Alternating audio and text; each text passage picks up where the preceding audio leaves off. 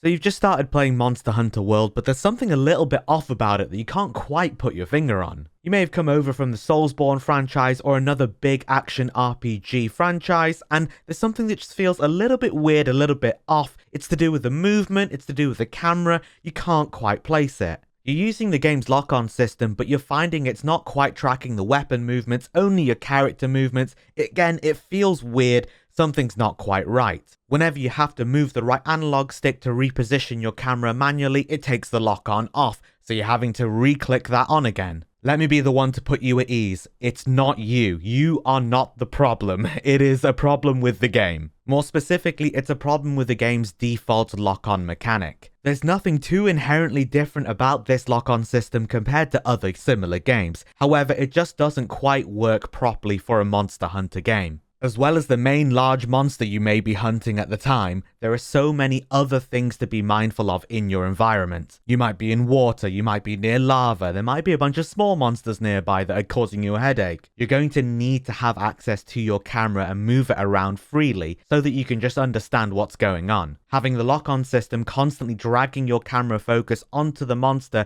actually puts you in a really disadvantageous position. And you don't quite really understand that when you're coming from games like the Soulsborne franchise until you try it with Monster Hunter. Thankfully, as mentioned, this is only a default setting that can be changed in your settings. In your settings, head over to the camera tab and move the page over once to the second page. Here you're going to see a setting called camera style. The default Soulsborne style lock-on is the focus camera. You're going to want to change that over to target camera. Whilst you're here, I'd also strongly recommend that you adjust your target settings to be on large monsters only. This means that you can only lock on to large monsters, and you don't have to cycle between all the small monsters you might be around in the surrounding areas, which you'll discover very quickly after an hour or so of gameplay is not something you even really want to have the option to do. That's by the by, but I'm here primarily to talk about the lock-on. By changing it from the focus camera to the target camera, instead of having the lock-on constantly follow the monster,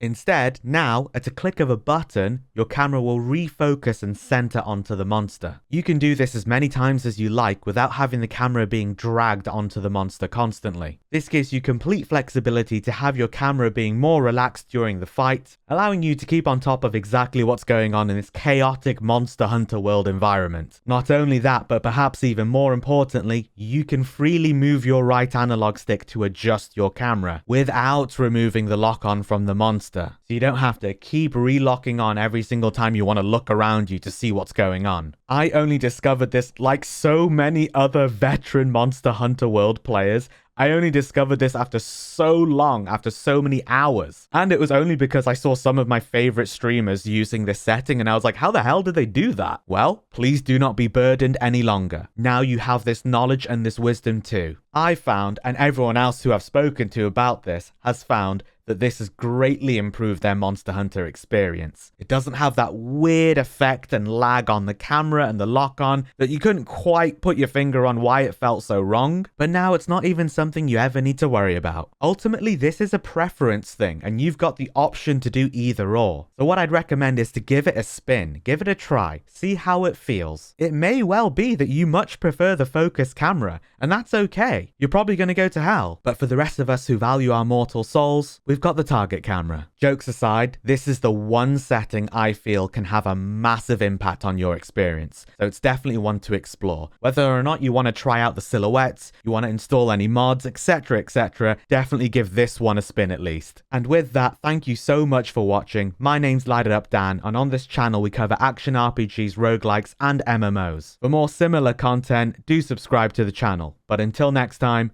I'll see you in the new world.